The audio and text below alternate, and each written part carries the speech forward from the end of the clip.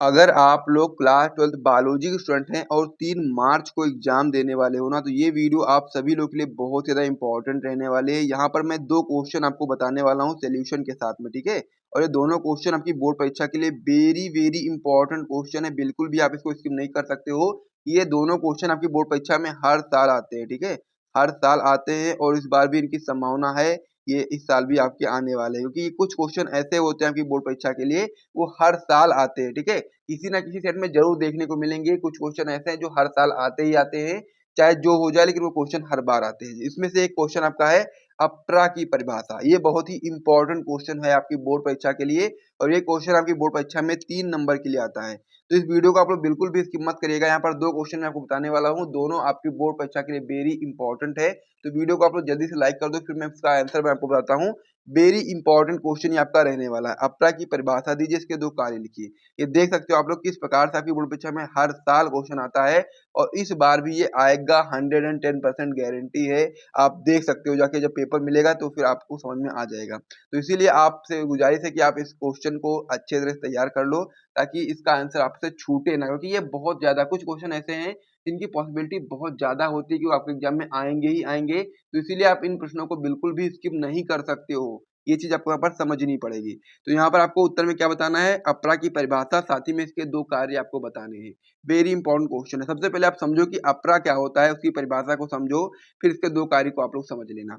तो अप्रा होता है प्लासेंटा, ठीक है? अप्रा को हम लोग इंग्लिश में क्या बोलते हैं, प्लासेंटा। अगर आपके बोर्ड एग्जाम में अप्रा की जगह पर आ जाए प्लेसेंटा की परिभाषा लिखो, तो आपको कंफ्यूज नहीं होना है। अप्रा प्लासेंटा एक ही चीज होती है, बस हिंदी और इंग्लिश में नाम आ सकते हैं। हिंदी में आएगा तो अप्रा लिखा रहेगा, इंग्लिश में आएगा तो प्लासेंटा लिखा रहेगा। सभी लोग इसको ध्यान रखिएगा।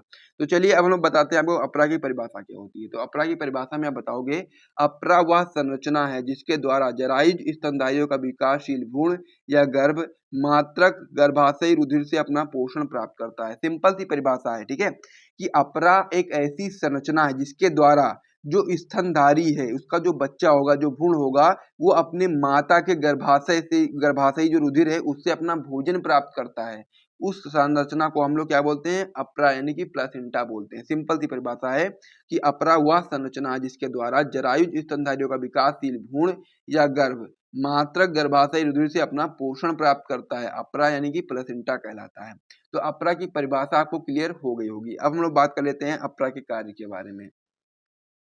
तो अपरा के कार्य में आप लोग को यहाँ पर 2 कार्य बताने हैं, लेकिन मैं आपको यहाँ पर 3 कार्य बता दूंगा। अगर आपको जो भी इसमें से इजी लगे दो आप लोग आराम से याद कर लो, या फिर तीनों आप लोग पढ़ लो, कोई दिक्कत इसमें है नहीं, तीनों लिख देना, कोई दिक्कत नहीं होगी। लेकिन अगर मान लो कोई आप भूल जाते हो बाई चांस, तो इसी वजह से मैं 3 यहाँ पर आपको बता रहा हूँ। तो अपरा के कार्य में पहला कार्य क्या है, आइए समझते हैं। अपरा के कार्य में पहला कार्य आप बताओगे कि अपरा के द्वारा विकसित होते भ्रूण को पोषण एवं ऑक्सीजन प्राप्त होती है, ठीक है? जैसा कि आप लोग जानते ही हैं कि अपरा से ही जो भ्रूण होता है उसको अपना पोषण मिलता है। तो आप लोग पहली लाइन में यही बताओगे अपरा के कार्य में कि अपरा के द्वारा जो विकसित हो रहा बच्चा होता है, भ्रूण होता है, उसको पोषण मिलता है यानी कि भोजन मिलता है, और साथ ही में ऑक्सीजन भी प्राप्त होती है। तो ये हो गया अपरा का पहला कार्य। अपरा के दूसरे कार्य में आप बताओगे कि अपरा द्वारा स्रावित हार्मोन गर्भावस्था बनाए रखने और शिशु जन्म में सहायता करते हैं। यानी कि अपरा के द्वारा जो आपके हार्मोन निकलते हैं, वो गर्भावस्था को बनाए रखने और साथ ही में शिशु जन्म में सहायता करते हैं। इसे भी आप लोग याद कर रखिएगा। आगे बताएंगे कि अपरा द्वारा उत्सर्जी पदार्थ भ्रूण के रुधिर से वृषण द्वारा माता के रुधिर में चले जाते हैं। यानी कि अपरा के द्वारा ही जो भ्रूण में जो उत्सर्जी पदार्थ होते हैं, जिनको बाहर निकालना होता है, वो उत्सर्जी पदार्थ भ्रूण के रुधिर से वृषण होता है और माता के रुधिर में चले जाते हैं, ठीक है? इस प्रकार से ये चीज आपको समझनी है। तो अपरा की परिभाषा यानी कि प्लासेंटा की परिभाषा एवं इसके 2 कार्य मैंने आपको बता दिए हैं। आप इसे अच्छे तरह से तैयार कर लो यदि आप अपने बोर्ड एग्जाम में अच्छा स्कोर लाना चाहते हो। अगर आपने अभी तक कुछ नहीं पढ़ रखा है, तो इस क्वेश्चन को बिल्कुल भी स्किप करके मत जाइएगा। ये क्वेश्चन आपकी बोर्ड परीक्षा में जरूर आने वाला है। चलिए अब हम लोग अगले क्वेश्चन की ओर बढ़ जाते हैं। अगला प्रश्न है, मानव शुक्राणु का नामांकित चित्र बनाओ, ठीक है? ये भी आपका एक वेरी इंपॉर्टेंट क्वेश्चन होता है, मानव शुक्राणु का नामांकित चित्र। ये भी आपके बोर्ड परीक्षा में इस बार इसकी काफी ज्यादा संभावना है एग्जाम में आने की। तो उसका किस प्रकार से आपको डायग्राम बनाना है वो मैं आपको बता देता हूँ बिल्कुल सिंपल तरीके से। सबसे पहले आपको ये इस प्रकार से ये बनाना है, इसको हम लोग केंद्रक बोलते हैं। इसके ऊपर इस प्रकार से एक संरचना बना देनी है, और फिर आपको ये कर देना है। इतना करने के बाद नीचे आपको एक गला बना देना है, थोड़ा छोटा सा मतलब गले जैसा। फिर आपको इस प्रकार से बनाना है, इस प्रकार से। फिर आपको यहाँ पर एक छोटी सी पूंछ बना देनी है, इस प्रकार से आप बना सकते हो।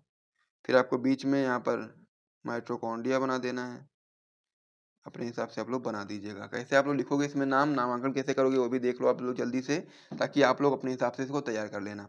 सबसे पहला जो पार्ट होता है इसको हम लोग बोलते हैं एक्रोसोम। उसके अंदर जो रेड कलर का पार्ट है जो कि आपका केंद्रक यन होता है।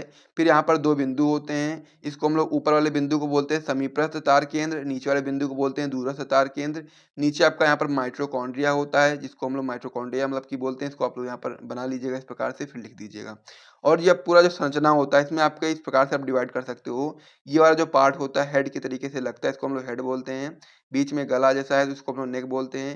ये आपका मिडिल पार्ट होता है और ये आपकी टेल होती है यानी कि पूँछ होती है। तो इस प्रकार से मानव शुक्राणु का नामांकित चित्र भी आपको समझ में आ गया होगा, तो इसे भी आप लोग देख लीजिएगा।